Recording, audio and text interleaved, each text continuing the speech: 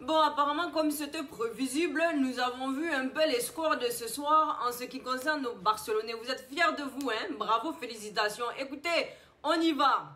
Coucou tout le monde et bienvenue sur ma chaîne pour une nouvelle vidéo. Écoutez, j'espère que vous allez bien et si vous allez bien, comme d'hab, on y va. Vous connaissez votre go, prenons des notes.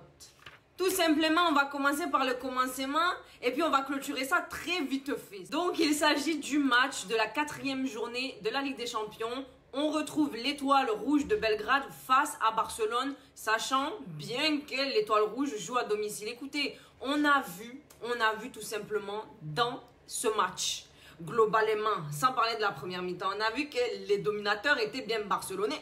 Oui, Barcelonais jouaient comme s'ils étaient à la maison. Là, tu te dis que, mais vraiment, on n'a pas un peu de, je sais pas, hein? L'Étoile Rouge, vous n'avez pas un peu de respect pour vous-même. Chez vous-même, vous faites taper comme ça. Écoutez, donc on a vu dans cette première mi-temps que le Barça s'imposait dans le camp adverse. On voyait qu'il mettait le pied sur le ballon. En tout cas, la maîtrise du ballon était barcelonaise, tout simplement. On voit de l'autre côté cette équipe d'étoiles rouges qui défend bien. Voilà. On a vu en tout cas qu'il y avait une bonne phase de possession du côté de Barça. Mais de l'autre côté, au niveau défense, ils étaient quand même un peu présents. Hein? On parle bien de nos Belgradiens ou étoiles rouges. Je ne sais pas comment vous les appelez.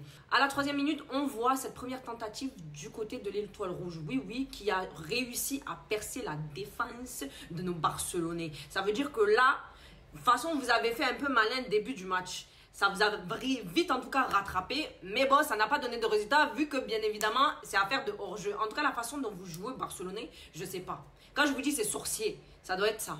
Parce que comment?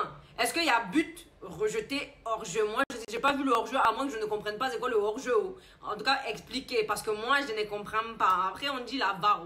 En tout cas, check a été vérifié. Il y a hors-jeu, but rejeté. Bon, on continue. Après ça, donc, on voit cette équipe de Belgrade, en tout cas, qui maintient la défense, en tout cas, qui continue de mettre le pied sur le ballon et d'essayer de frustrer, déstabiliser nos Barcelonais. Mais rien ne les trouble.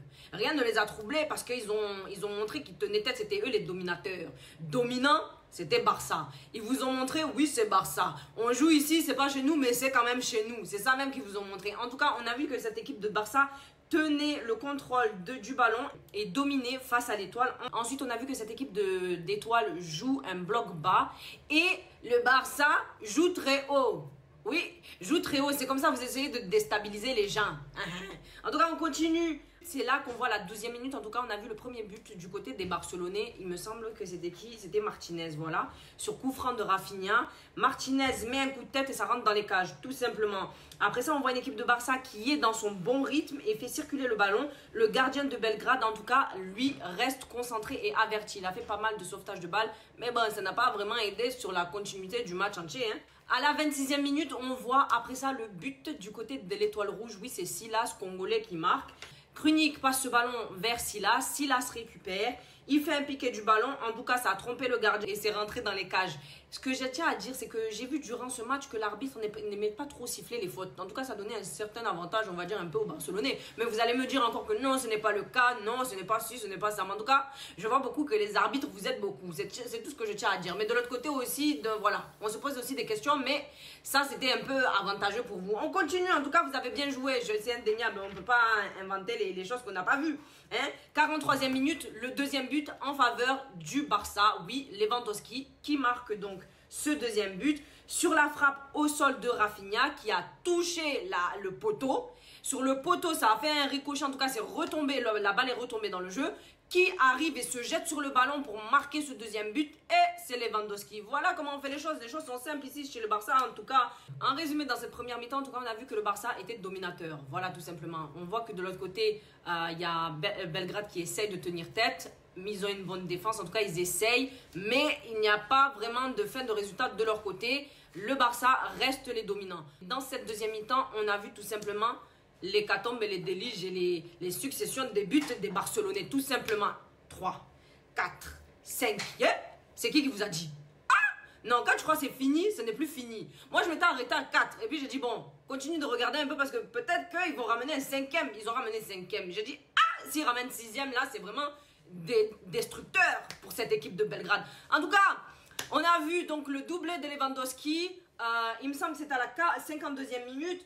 Koundé a fait son match en tout cas ce soir. C'est tout ce que je tiens à dire. Troisième but, aide de Koundé. Koundé qui fait une passe et il centre, qui récupère Lewandowski. Hein? Voilà. Quatrième but, Rafinha qui est venu aider encore. Il y a eu un joueur qui a fait la passe à Koundé. Koundé en tout cas fait un autre centre. Et quatrième but. Quatrième but pour les Barcelonais. Après il y a encore cinquième but. Tu te dis que, non mais vraiment, est-ce que Koundé l'a aidé ici? Koundé encore. Oui mais c'est ça que je dis. Voilà.